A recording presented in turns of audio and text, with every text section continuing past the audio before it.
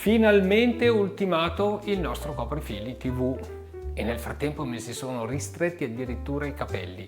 Questo è il risultato di quello che sarà il coprifili, che non è nient'altro che un sotto TV con 3,5 cm di spessore, come abbiamo appena visto in precedenza prima di questo ultimo step.